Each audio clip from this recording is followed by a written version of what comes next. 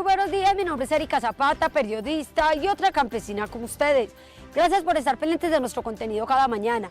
Bienvenidos a la finca de hoy. Mire, los saludo en medio de este cultivo de papas. Hay que decir que estaba muy costoso este producto, ya redujo su precio, lo implementa mucho en las cocinas colombianas, ha llovido mucho y esto ha afectado los cultivos, pero los campesinos implementan todo tipo de estrategias para salir adelante.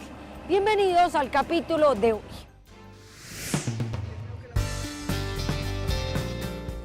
En el siguiente informe del departamento de Boyacá les contaremos cómo nuestro equipo periodístico viajó hasta ese lugar para conocer el mango Tommy más grande del mundo, incluso le quitó el puesto a Filipinas. ¿Qué tienen presente para que este mango sea tan grande?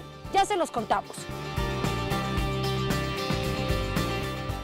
En el siguiente informe les contaremos cómo realizar una explotación de abejas en zonas protegidas. La idea es garantizarle unas buenas condiciones de vida y desarrollo a estos animales. Todas las recomendaciones en instantes. En el siguiente informe del departamento del Tolima, una ganadera nos da algunas recomendaciones para controlar la plaga del nuche que tanto afecta a los bovinos. Todos los detalles y los consejos en un momento.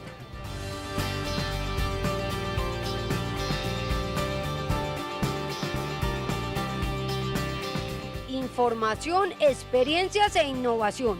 Acompáñenos en este recorrido agropecuario por Colombia.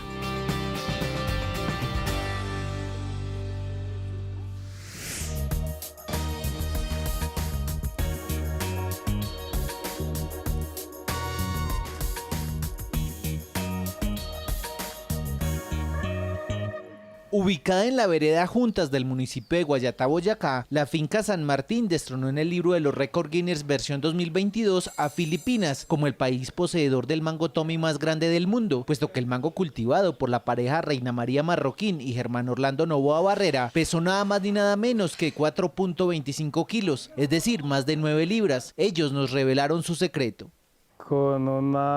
Practicando una agricultura limpia, amable con el medio ambiente, totalmente orgánicos, nosotros no tenemos nada de insecticidas, todo es con repelentes, no curamos, sino que prevenimos. Y la práctica de las buenas prácticas agrícolas nos ayudan mucho, tanto en calidad como en cantidad. La idea no es tanta cantidad, sino menos cantidad de frutos, más cantidad en peso.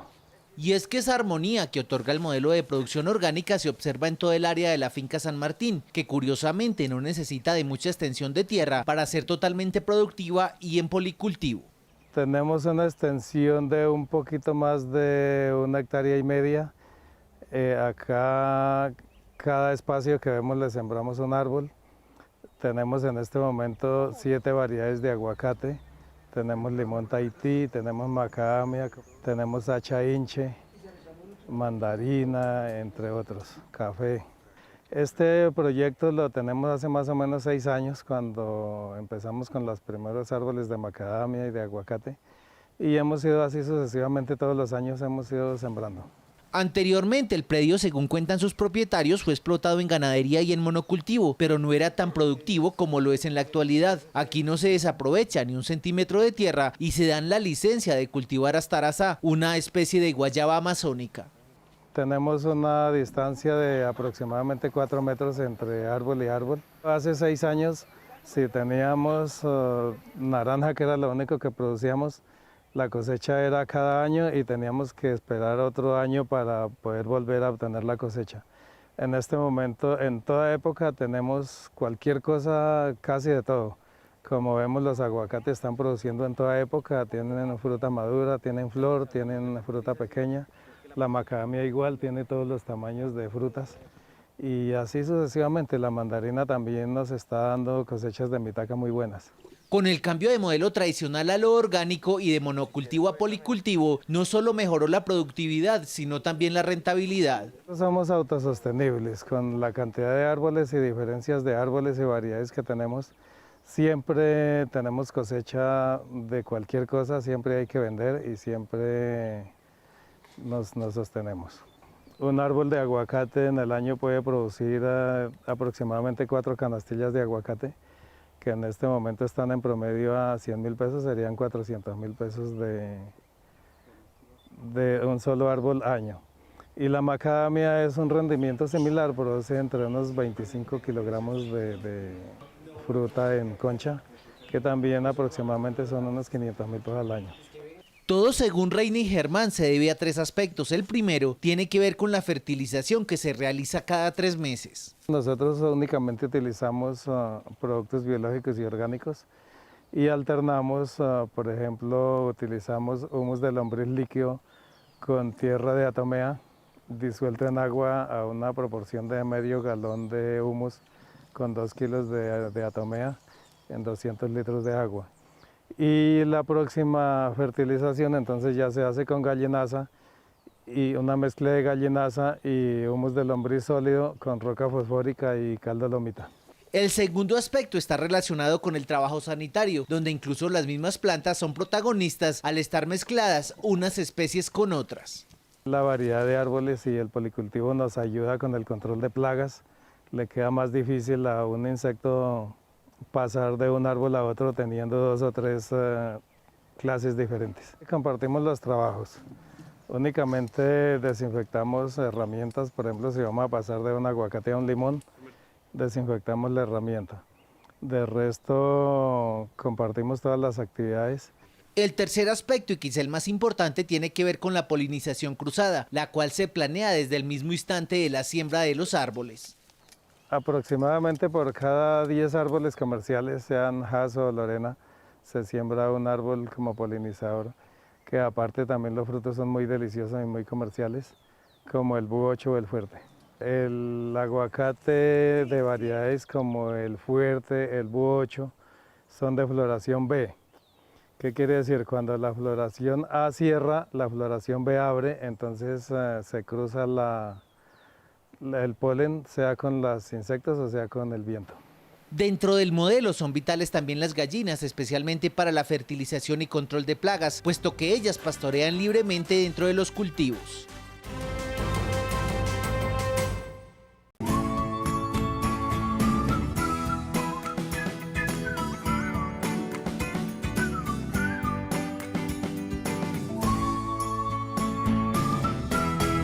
El calostro es la primera secreción de las glándulas mamarias de las hembras después del parto. De estos fluidos depende el óptimo crecimiento de las crías y su estabilidad corporal en sus diferentes etapas productivas. De no ser así, los ovinocultores necesitan contar con alternativas alimenticias sustitutas que satisfagan las necesidades energéticas de los corderos. Y para ello, nuestro entrevistado de hoy lleva a cabo el calostro artificial, un alimento de bajo costo hecho a base de leche en polvo mezclada con leche bovina. Las principales causas son 4, pues la muerte de la madre, la baja habilidad materna que tienden a tener algunas razas, también está las ovejas que se tienen en tratamiento, también está digamos que la cuarta, es ya partos múltiples que hayan, pues en ese caso tenemos que intervenir pues ya con este calostro artificial. Generalmente la leche bovina trae un 12% de sólidos totales, la leche bovina ya trae más o menos 20% de sólidos totales. Entonces lo que nosotros hacemos es, en un litro hay alrededor de 120 gramos de sólidos totales, entonces lo que hacemos es agregarle alrededor de un 8% a ese 12% para completar un 20%. Para que los intestinos de los corderos puedan funcionar con normalidad, los expertos recomiendan que las crías deben tomar cerca del 10% de su peso en calostro durante las primeras 24 horas. Por lo que la densidad de leche, tanto en polvo como en bovina, puede equilibrarse hasta completar los sólidos totales similares a la oveja, por lo que el artificial debe ser elaborado con las mismas características de la leche ovina, para evitar el desnivel en la ganancia de peso diaria de los corderos. El calostro que nosotros utilizamos acá es leche que ordeñamos pues normalmente de las vacas, también leche en polvo, de la que convencionalmente se utiliza pues para la alimentación de los infantes, de los niños, digamos. Y y ya se mezclan esas dos. Para elaborar un calostro artificial se debe contar con un recipiente limpio que contenga una especie de chupete parecido al pezón de la oveja, para que funcione como mamadera. Es así como la cría puede adaptarse fácilmente al biberón. Adicionalmente, la leche puede ser mezclada con la yema de huevo para incrementar los niveles proteicos del calostro. En esta etapa es recomendable que el ovinocultor tenga un control de las medidas de cada ingrediente para evitar efectos secundarios en la cría. Pues lo que normalmente utilizamos es una pesa digital que nos asegura pues el pesaje pues adecuado de esta leche y como tal pues un recipiente el cual taramos y utilizamos para pesar la leche en polvo. Y ya procedemos a un recipiente más grande para ya hacer la mezcla. Lo que procedemos es a colocar un recipiente pequeño en la gramera, lo que procedemos es a tararla, o sea que queden ceros, y ya procedemos a agregar la leche en polvo hasta que nos llegue a los 80 gramos, la disolvemos en la leche bovina y procedemos a calentar la leche. Si la leche está mejor, digamos, ya más o menos a una temperatura de 38 grados, ya podemos pues agregar la leche en polvo, la disolvemos y ya pues la suministramos al cordero. Nuestro entrevistado utiliza un termómetro para medir la temperatura de la leche y saber si está lista para ser suministrada a los corderos durante el día, pues según profesionales, el calostro actúa como un laxante para la expulsión de meconio que se pega en el feto durante el parto, ya que estos nacen con bajas reservas de vitamina A. Digamos, pueden ser como nosotros normalmente lo hacemos, pues es 3 veces al día. Digamos, una en la mañana, una al mediodía y una ya en la noche. Y así asegurar la toma de calostro hasta el destete, que se realiza alrededor de los 60 a 75 días. El peso adecuado que debe tener un cordero al destete oscila entre 20 y 22 kilos, por lo que el calostro artificial garantiza el desarrollo de la cría y que se disminuyan las incidencias de contraer enfermedades, pues durante esta etapa los animales tienden a ser más vulnerables ante cualquier patología que se pueda presentar en las fincas.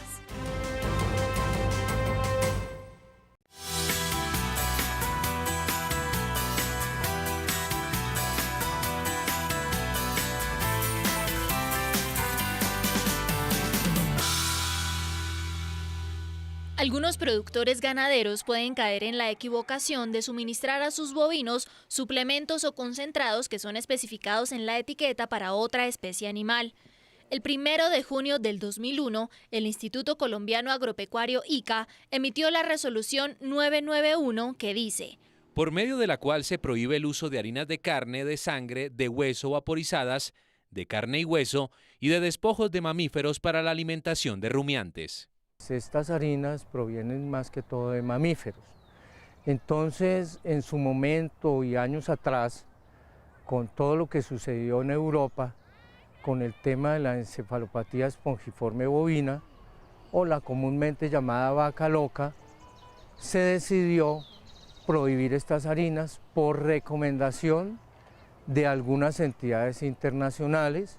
Ellos pues empezaron a estudiar el por qué y cómo se transmitía la enfermedad y pues llegaron a la conclusión después de varios estudios de que la principal fuente de transmisión era la utilización de harinas de origen mamífero en la alimentación de esos animales. Muchos ganaderos desconocen que aunque los concentrados avícolas, por ejemplo, tienen como ingredientes principales el maíz y otros subproductos, también incluyen cierta cantidad de estas harinas. Por ende, suministrar ese tipo de compuestos a los bovinos es algo prohibido de acuerdo con lo establecido en la resolución. Todo en pro de evitar la aparición de la enfermedad zoonótica conocida como el mal de las vacas locas. Es una enfermedad que se presenta con un cuadro neurológico y no tiene tratamiento, ni vacuna, ni cura alguna por ahora demostrada a nivel mundial. Esas harinas o materias primas son factor de riesgo para que se presente la enfermedad. Hay que aclarar que en Colombia nunca se ha presentado esa enfermedad. Por tal razón, pues no es recomendable que los alimentos que las contienen, que son normalmente para otras especies como para pollos de engorde, para avicultura, para cerdos, pues no se deben suministrar a los bovinos y ni mucho menos a las vacas de leche. Haciendo este tipo de prácticas que se menciona, pues ponemos en riesgo el estatus que tenemos adquirido desde ya hace 7 años, ¿sí? Y pues el cual tenemos que intentar preservar lo más posible. A través de trabajos de vigilancia epidemiológica pasiva y activa que se desarrollaron en Colombia, en el 2012 se obtuvo la certificación de país de riesgo insignificante para la encefalopatía espongiforme bovina, otorgada por la OIE, Organización Mundial de Sanidad Animal, algo con lo que se ha logrado un estatus sanitario que le permite al país mantener y abrir nuevos mercados internacionales.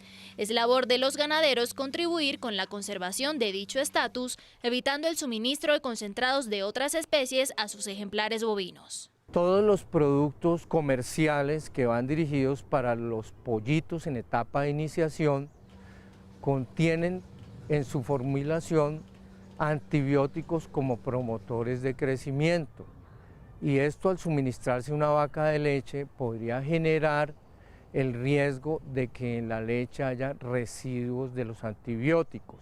La leche que contenga residuos de estas sustancias químicas tiene efectos nocivos para el consumo humano, genera resistencia bacteriana a los antibióticos y posibles reacciones alérgicas. Invitar sí a todos los ganaderos y a los productores de alimento a que cumplan con toda la normativa y sobre todo que eviten este tipo de prácticas de alimentar a la especie bovina con alimentos que están producidos y destinados a ser utilizados en especies diferentes, ya que tienen elaboraciones completamente diferentes que no están aptos para ser consumidos por la especie bovina. No se debe contradecir lo indicado en las etiquetas de los productos pecuarios y suministrarlo a otras especies o a una etapa productiva diferente para la cual es destinado. Esto abarca también para los suplementos, insumos veterinarios, medicamentos y vitaminas. En el caso de la producción avícola y bovina, un producto para aves tendrá todas las vitaminas y minerales que el pollo necesita para crecer y el concentrado tendrá lo que el bovino necesita para producir. La trivia del campo. Conviértete en un experto con la finca de hoy. Pregunta: ¿cuál de estos machos orina su cuello para atraer a las hembras? A. El conejo. B. El cabro. C. El gallo. Piénsalo bien y descubrirás la respuesta correcta.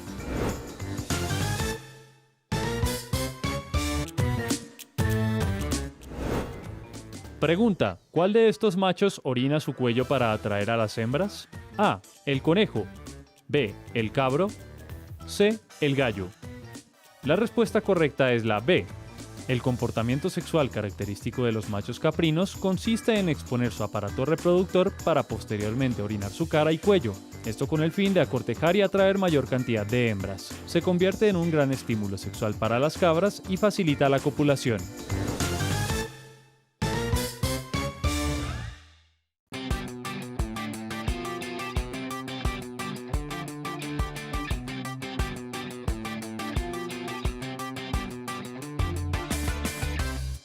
Aunque existen variedad de polinizadores como mariposas y polillas, las abejas se han caracterizado por ser los principales individuos en polinizar cerca de 25.000 flores al año, lo que las hace únicas e indispensables para el mantenimiento de las plantas y los cultivos. De la apicultura depende gran parte de los sistemas de vida y desarrollo, como son la silvicultura, la agricultura y las actividades de conservación ecológica. En la parte pecuaria, en la parte pues, de producción pecuaria, estamos hablando del tema de la apicultura como una alternativa que puede llegar a ser productiva y rentable para los productores, pero que también cumple una función muy importante en los ecosistemas, que pues es todo el tema pues de la polinización y pues el servicio ecosistémico que ellos ofrecen, tanto para la parte agroalimentaria como también para la parte pues flora y fauna de estos ecosistemas de bosque o de ronda de río o tal vez también de zonas de humedal. Se vio que podíamos dar una alternativa productiva y de protección a las zonas de importancia ecológica con sistemas productivos alternativos que no generaran un impacto sobre los ecosistemas presentes y que la intención es cuidarlos. Las abejas anualmente pueden producir entre 20 y 30 kilos de miel pura, hecha a base de néctar que recolectaron de las flores, preservando los recursos naturales para su desarrollo, por lo que los apicultores deben tener un manejo constante de las colmenas para evitar cualquier caso de mortandad. Siendo así, la apicultura no solo es un beneficio natural, sino que requiere de manufactura para su desarrollo, lo que genera empleo y rentabilidad, pues se reduce significativamente el uso de agroinsumos. Tenemos 10 puntos instalados, 10 beneficiarios de esas colmenas, ya que además de ser una actividad de protección al ambiente, también hemos querido que sea un impacto social. Entonces hemos hecho pues evaluaciones de las personas que estaban interesadas, viendo lo pertinentes que eran para esa economía familiar la ayuda que pueda llegar a recibir de los productos de estas colmenas. Se trabajaron en 2 proyectos. Uno es de la promoción y el cultivo de tomates de árbol en esas zonas, ya que pues es un cultivo que no exige mucho en cuanto a agroinsumos, y digamos que de una u otra forma pues son árboles que pueden ser ya pues de esta zona. Esta iniciativa, ubicada en el Valle del Abra, en el departamento de Cundinamarca, se basa en la conservación del bosque a partir de la apicultura, pues con las abejas se garantiza la preservación de los árboles y el flujo del agua en las zonas aledañas, pues lo que se espera con este proyecto es mejorar la calidad de los ríos y la salud de los ecosistemas, disminuyendo las incidencias climáticas. Nuestra idea es poder empezar en estas zonas que son un poquito alejadas de esos problemas del monocultivo y del exceso de agroinsumos, para no ponerlas en riesgo, pero la idea es que se pueda llegar a convivir las dos cosas, la producción agropecuaria con este tipo de producción con polinizadores. En cada zona los apicultores han instalado alrededor de 4 colmenas, con el objetivo de irlas multiplicando para incrementar los beneficios en la conservación, brindándoles el cuidado y manejo necesario para que el clima no afecte su proceso de productividad, recomendando que no se encuentren en espacios donde hayan monocultivos. Digamos, la primera labor en la que nos acompañaron fue la instalación de los núcleos. Entonces ellos nos ayudaron a acomodar las colmenas, entonces poner la base metálica, cuidar de que la piquera la ubiquemos en el lugar apropiado, donde no entre mucho viento, donde tal vez no estén tan descubiertos al medio ambiente para cuidar el tema de heladas. Lo importante de este proyecto es que también podemos afectar las zonas de producción aledañas al lugar en donde tenemos el proyecto. Digamos que pues estamos en un momento en que la población de polinizadores está sufriendo mucho a causa del cambio climático, a causa de los agroinsumos que se utilizan de manera irresponsable, a causa del monocultivo. Según expertos, sin la labor de las abejas no se puede producir la mayor parte de los cultivos, como fresa, papa, incluso el café, pues este tipo de alimentos dependen de la polinización de los animales para la transferencia de semillas.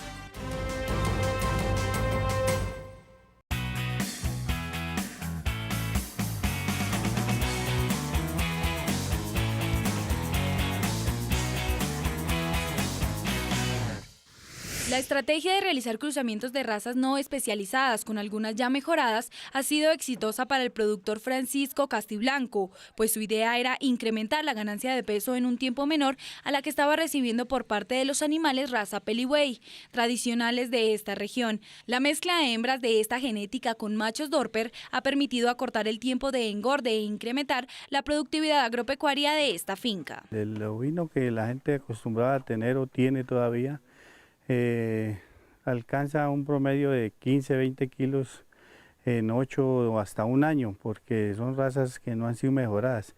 Ya con una raza mejorada alcanzamos en 5 meses los 35 kilos en carne, en solo 5 o 6 meses el chivito, el chivo, porque el cordero. Entonces son lo que queremos mostrar, que sí se puede hacer el cambio. Para este cruce se utilizan hembras Peliway, ya que reúnen cualidades maternas sobresalientes como la excelente producción láctea, prolificidad, longevidad y reproducción no estacionaria. En el caso de los padrotes se recurre a los de la raza Dorper, quienes presentan muy buena conformación en sus canales. Además, su carne resulta ser magra, inolora y suave. Los dos tipos de animales se adaptan con facilidad a la temperatura de la zona. Estuvimos mirando varias razas y la que más nos interesó es la Dorper, porque él es solo carne y es la que más rápido desarrolla su masa muscular. El clima, ellos se adaptan al clima cálido, como este clima, y nos favorece mucho este terreno porque es rocoso, lomoso, entonces ellos no sufren por enfermedades del casco. Y se aclimatan muy fácil, entonces se sueltan a potrero y pues les sienta bien. Estos animales mantienen cerca de 12 horas en un aprisco, hecho a base de madera, montado unos centímetros más arriba del suelo y techado. Esto evita que los animales sufran de enfermedades como la necrosis de pezuña u hongos en los cascos que son causados por factores climáticos o microorganismos infecciosos que habitan en los suelos. Cuando empieza lo del invierno, entonces ellos se enferman mucho por el casquito, les da un sabañón, entonces los estamos tratando con formol, un remedio para matar porque se engusana, entonces se le revuelve el formol y el remedio para el gusano y ya, se le inflama mucho y entonces él se inflama y se le pela. Las hembras pelibuey son servidas al año por el padrote Dorper, quien es el encargado de mejorar genéticamente a los corderos. La gestación de las madres dura cerca de 5 meses, permanecen 2 meses en lactancia y posteriormente realizan la nueva monta. Hemos comprado el padrón y hemos hecho por monta natural. Señor, y hemos cruzado con el peligüey, que es la raza de esta región, para ir cambiando la genética. Con buena asistencia, ellas dan 10 crías. Los corderos que nacen en esta finca se ceban a base de forrajes comunes como el pasto estrella o braquiaria. Se suplementan con 200 gramos de purina al día y sal mineralizada a libre consumo. La alimentación debe ser de suma importancia, puesto que los nitrógenos, minerales y el carbono adquiridos de los diferentes forrajes u otros productos se convierten en músculo a través del proceso de digestión del animal. Entre más elementos benéficos adquiera el ovino, mayor volumen presentará su canal. Ellos lo que es el pasto normal para el ganado y ellos comen gramita de todo lo que encuentran en el potrero. Es muy apetecida en el comercio y es muy buena. Está en pie, aquí la hemos vendido a 8.000 pesos en pie. Sale en 35 kilos, han pesado de 6 meses de edad. La clave de obtener éxito en los cruzamientos para mejorar el rendimiento cárnico de su explotación se basa en el aprovechamiento de las virtudes de cada raza. Asimismo, debe ser enfático en la adaptación climática que estos ovinos tengan a su región, pues si los animales no soportan las condiciones del predio, no rendirán de manera esperada y podrá presentar pérdidas económicas. Pues les recomendaría que integremos razas de carne, así como esta del Dorper, que se aclimata muy fácilmente y da un rendimiento muy favorable para uno que finquero, que necesita es que rinda el animal y son muy mansos y pues se puede trabajar con ellos. Finalmente, recuerde que la carne de cordero es una muy buena fuente proteica para el cuerpo humano. Presenta vitaminas como B12, B3 y minerales como el hierro y el selenio.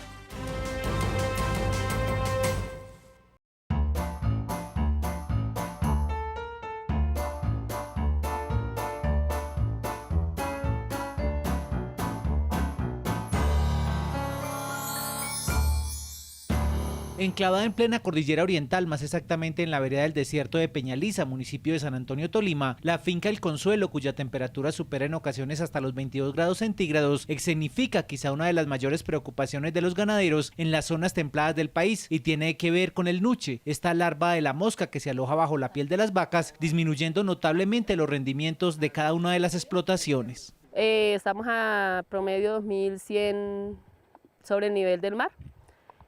Acá trabajamos la ganadería, doble propósito, tipo leche, tipo carne. La mosca llega, pone sobre el animal el huevo y ahí se reproduce el nuche. El nuche es la mosca que pone el gusano sobre la vaca, sobre el animal, y se reproduce el gusano. Y entonces empieza el gusano a comer sobre el animal, a introducirse sobre el animal, sobre la piel del animal.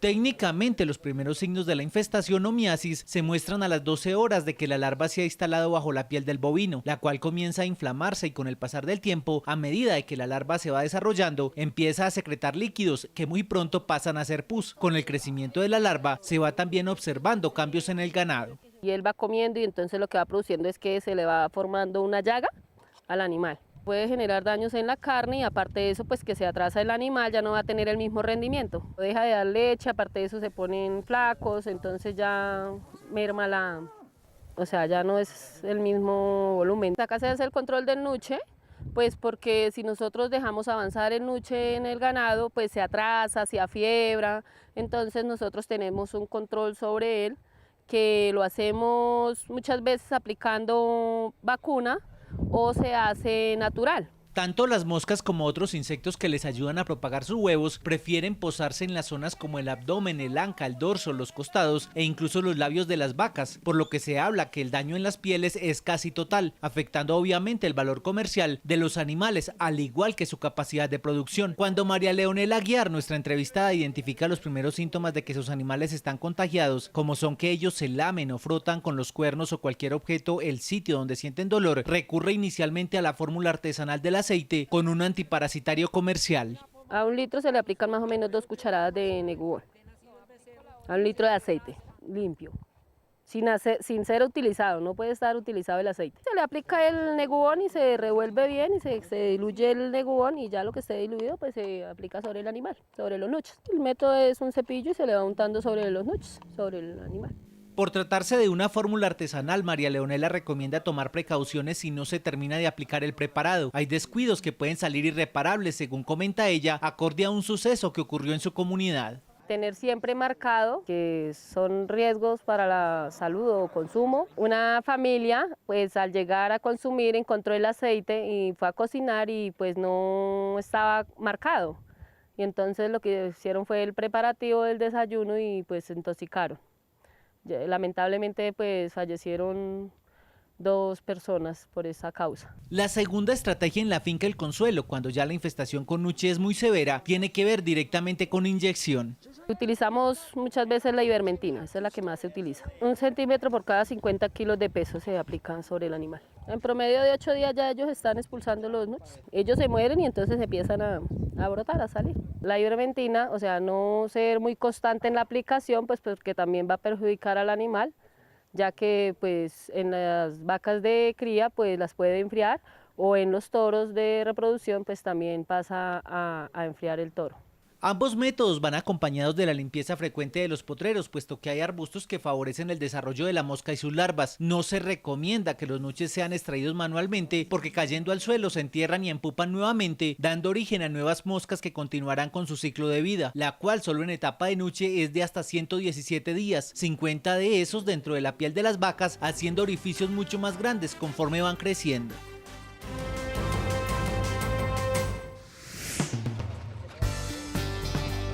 Al regreso, ¿cómo debe llevarse a cabo el manejo agronómico del cultivo de berenjena? Ya lo veremos y conoceremos un modelo productivo de porcicultura circular. Ya regresamos. Continuamos con nuestro recorrido agropecuario. En el siguiente informe les vamos a contar cómo implementar un cultivo de berenjena. Hay que tener presente que este producto es de clima cálido y seco y hay que ponerle mucho cuidado al tema de las malezas y las plagas. Todos los detalles en la finca de hoy. Ya les hablaremos sobre los beneficios de un sistema de economía circular en el trabajo de la porcicultura. Esto sirve para darle una mejor administración a los recursos. Todos los detalles en un momento.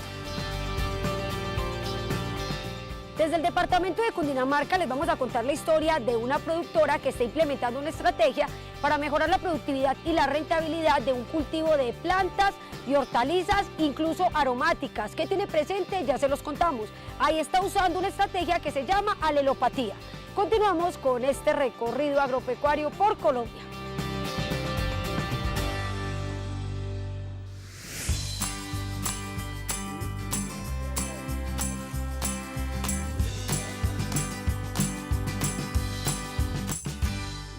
El lote de siembra para cultivar berenjena debe estar totalmente limpio y libre de malezas. Cuando las plantas llegan del vivero y son trasplantadas a campo, comienza el manejo agronómico con el programa de fertilización. Estos productores del Caribe colombiano trabajan el cultivo hace más de 20 años y de manera totalmente orgánica. La berenjena es un 95% de agua y se necesita buen fertilizante para que ayude este proceso. Igualmente, los fertilizantes que ellos utilizan acá a veces utilizan lombriabono, otros utilizan unos fertilizantes inorgánicos, utilizan fertilizantes foliares a base de elementos mayores y menores, y el cultivo ya prácticamente, una vez que ya tenga todos sus componentes de fertilización, ya el bien se desarrolla normalmente. La fertilización también es importante hacerla cuando llega la etapa de floración. El cultivo de berenjena es exigente en agua y va aumentando su demanda a medida que se va desarrollando. Además, es sumamente susceptible a las plagas, por eso es necesario un control de malezas consecutivo. La mosca blanca es una enfermedad, pero de alto riesgo en este cultivo. Eso prácticamente en época de verano ataca fuertemente. Y el agua ahora mismo controla. En el segundo semestre, que ya viene el verano, ellos siembran. Claro que siembran, el primer semestre ellos siembran alrededor, ahora mismo creo que hay lo menos como 15 o 20 hectáreas sembradas en todo este corregimiento. En el segundo semestre baja el área de siembra. El requerimiento de agua del cultivo recién sembrado oscila entre 1.5 litros diarios por metro cuadrado y aproximadamente 6 litros ya desarrollado. Las distancias de siembra para la berenjena son manejables, pueden variar de acuerdo con la disponibilidad del terreno o la variedad a sembrar. Aquí ellos manejan diferentes distancias de siembra. Una variedad criolla, aquí hace aproximadamente 8 años, ellos la manejaban a metros. Ahora mismo con esta nueva variedad mejorada que les llegó, entonces ellos están utilizando distancias de siembra de 1,20 por 1,20, de 1,20 por 70 centímetros entre plantas. Aunque estos agricultores no realizan podas en el cultivo, pues se apoyan en el manejo de las distancias de siembra, lo cierto es que, si se realizan, el cultivo puede tener mayor precocidad y se mejoran las condiciones de luminosidad y de aireación para la planta. Es importante hacer las podas, lógicamente. Cuando los cultivos son en invernaderos, porque hay berenjenas que las siembran en invernadero, le hacen las podas bien efectivas. Las podas son ramas que son improductivas, que las van arrancando a medida que la planta va produciendo ramas improductivas, ellos las van arrancando. La altura que pueden llegar a tener las plantas es de 1,20 m o 1,5 m, aunque varía de acuerdo con la disposición de agua. El control de malezas durante todas las etapas del cultivo es completamente necesario. Hay malezas que en sus raíces tienen la capacidad de extraer con mayor facilidad los nutrientes del suelo, incluso más que las mismas plantas de berenjena. Las malezas son los hospederos, mejor dicho, para que las plagas se reproduzcan en ellas. Usted sabe que las plagas no seleccionan cualquier tipo de cultivo para atacar. Ellas apenas que vean los cultivos de berenjena que son más desarrollados, con hojas bien desarrolladas, atacan con más facilidad. El cultivo resiste altas temperaturas, alcanzando a soportar hasta los 40 o 45 grados centígrados, aunque la temperatura ideal para su óptimo desarrollo es entre los 23 y 25 grados, teniendo un rendimiento de 12 a 15 toneladas por hectárea, específicamente en la región Caribe.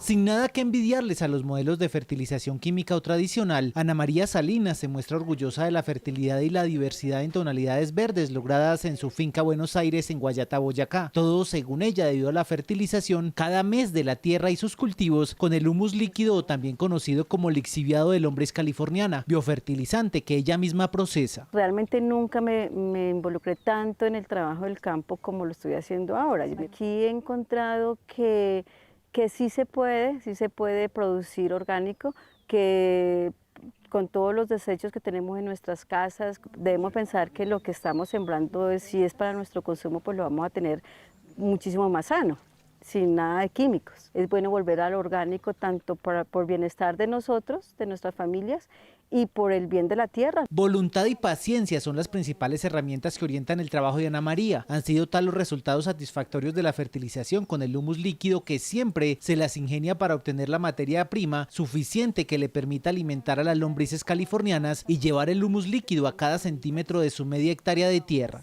En mi familia no alcanzamos a reunir todos los desechos para alimentar la cantidad de lombrices que tengo, entonces yo estoy recogiendo de los supermercados. Acá cerca también hay fincas ganaderas, entonces estoy recogiendo todo lo que es la materia orgánica del ganado y de los caballos. Técnicamente, el lixiviado tiene componentes tan importantes como el nitrógeno, fósforo, potasio, calcio, magnesio, hierro, sodio, azufre, boro, manganeso, sodio y zinc, los cuales, a diferencia de los minerales procesados químicamente, se puede tener la seguridad que nunca quemarán a las plantas, así se supere la dosis recomendada. Ana María les aplica el humus líquido a todos sus cultivos sin ninguna excepción.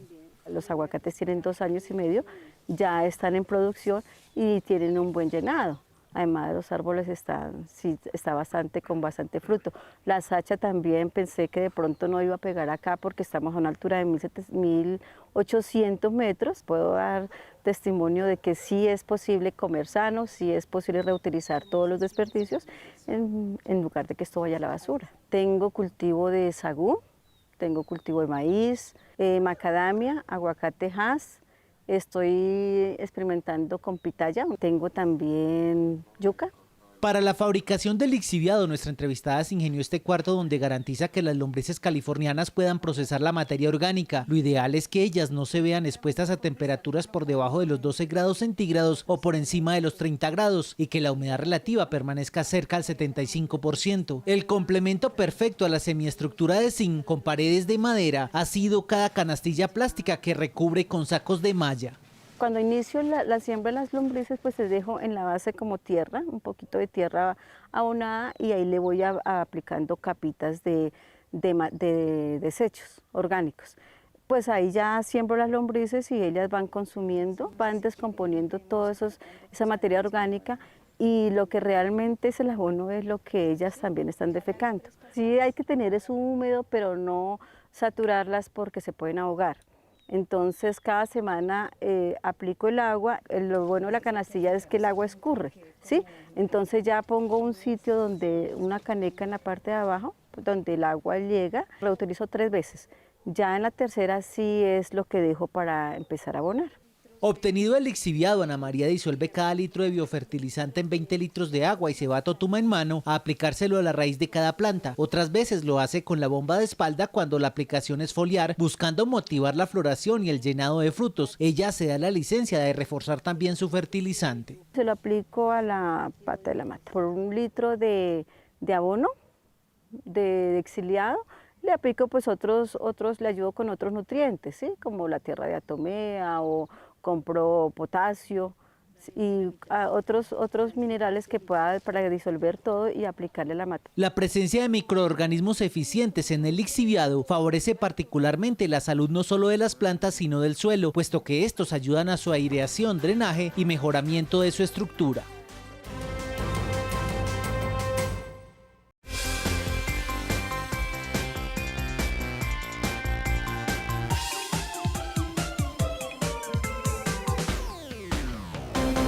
La economía circular como modelo de producción es una estrategia que puede aplicarse a cualquier sistema agropecuario. Reciclar, aprovechar residuos, transformar o reutilizar son actividades que tanto agricultores como ganaderos, avicultores, piscicultores o porcicultores pueden llevar a cabo en sus fincas. En la capital del departamento de Sucre, los pequeños productores de cerdos empiezan el ciclo con el aprovechamiento de las heces que diariamente extraen de los corrales. Uno de los problemas de la actividad antrópica, o sea, la actividad donde interviene el ser humano, es la generación de productos o de residuos que afectan el medio ambiente. En este caso, en los cerdos, el mayor inconveniente radica en los olores, la contaminación odorífera que generan las porquerizas debido a los excrementos y a los residuos orgánicos en general. Para hacer el control de olores, las excretas de los cerdos se llevan a una pila de compostaje en donde se mezclan con residuos orgánicos, tierra, arena, ceniza como fuente mineral y con aditivos como la levadura y el agua de melaza. Todo esto para producir un bioabono. Los cerdos por hábito, ellos defecan casi siempre en un solo sitio. Ese estiércol hay que retirarlo, echarlo en un lugar, dispersarlo dejarlo deshidratar, ojalá que en un lugar cubierto que no le pegue agua, porque si no nunca se deshidrataría. Se pone en un lugar bajo techo, se riega, se deshidrata. Eso en las primeras semanas, eso adquiere una temperatura interna de aproximadamente 70 grados centígrados por la respiración de las células vegetales. Esa temperatura alta, ¿qué hace? Mata los microorganismos dañinos y deja los microorganismos benéficos. Por esa razón se le incorpora levadura para estimular la proliferación de levaduras y hongos saprofíticos que son benéficos para descomponer la materia orgánica. A los 4 o 6 meses se obtiene un abono orgánico con todos los nutrientes necesarios para utilizar en cualquier tipo de plantación, como el maíz, un cultivo que puede ser de gran utilidad para disminuir el uso de concentrados comerciales. Al germinarlo se usa como suplemento para los cerdos en forma de forraje verde hidropónico. El mismo maíz, ahí se trata de la economía circular. Eso, los abonos que ellos generan, que se producen a partir de sus residuos, se puede utilizar para fertilizar el maíz al cual se le va a obtener la semilla y se va a producir su alimento suplementario y luego los animales van a defecar, a producir unos excrementos y ese excremento vuelve y se hace el abono orgánico y se fertiliza el cultivo de maíz de donde se saca la semilla para producir el forraje verde hidropónico. Esa es la propia producción circular. Producir el suplemento para los animales utilizando como fertilizante la transformación de sus mismos residuos es un círculo de beneficio tanto para el bolsillo de los productores como para la optimización del rendimiento en la granja. El estiércol de cualquier animal es un sitio ideal, es un medio de cultivo para la propagación de larvas, de vectores. Por ejemplo, en este caso serían de las moscas. Si dejamos ese estiércol sin procesar, la población de moscas se incrementaría y por lo tanto las enfermedades no solamente en los cerdos, sino en el ser humano. O sea, una cuestión de salud pública ya. El manejo y el compostaje de excretas favorece de lleno las condiciones de salud pública. Usar las excretas de los cerdos para producir abono. Con ese abono producir maíz. Germinar ese maíz para tener un forraje verde. Suministrarlo a los cerdos como suplemento y cuando ellos digieren ese alimento se convierten nuevamente en residuos y así vuelve a comenzar el ciclo.